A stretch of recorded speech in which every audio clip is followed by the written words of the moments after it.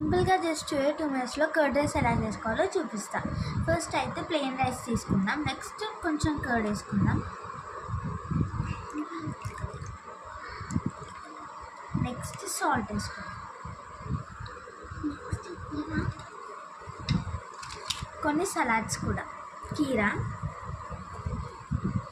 Tomato, అనార్, ప్రోమగనేట్, onions. ఇప్పుడంతా mix చేసుకుందాం.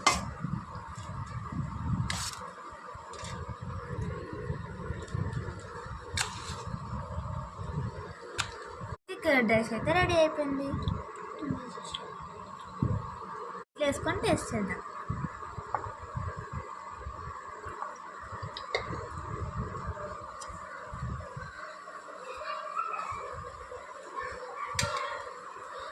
Super.